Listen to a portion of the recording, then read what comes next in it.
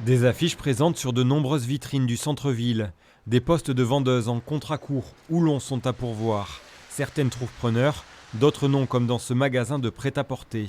Sa gérante cherche depuis des mois la perle rare.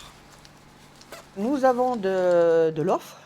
Le problème, c'est lorsqu'on va vers Pôle emploi, vers des organismes spécialisés, le problème est qu'ils nous renvoient un peu tout le monde. Donc on se retrouve avec des personnes devant nous j'ai eu un chauffeur de poids lourd l'autre jour pour un magasin de prêt-à-porter, femme. Donc c'est quand même très, très inquiétant. Nadine Billon réalise pourtant quelques entretiens. Mais à chaque fois, elle se heurte à des candidats de plus en plus exigeants. Les gens ne veulent pas travailler le mercredi parce qu'il y a les enfants, le samedi parce qu'il y a le mari, quitter 18h grand maximum.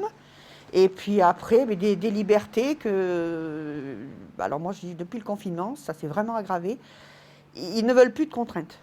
En Béarn, ils sont nombreux à rencontrer des difficultés de recrutement comme Nadine. Pour tenter d'y remédier, le vice-président de la Chambre de commerce et d'industrie a des idées. On réfléchit à créer ou un immense job dating ou mettre en relation avec une plateforme particulière les candidats vers les sociétés. Voilà, on est en réflexion pour aller vite parce qu'on a ce besoin de recrutement sur le Béarn. L'autre solution, et là aussi on y travaille, parce qu'on travaille à l'attractivité du Béarn, c'est faire venir des gens d'autres régions vers le Béarn. À 3 semaines de Noël, la situation devient urgente. Faute d'employés, certaines boutiques de peau pourraient réduire leurs jours d'ouverture sur cette période cruciale pour leur chiffre d'affaires.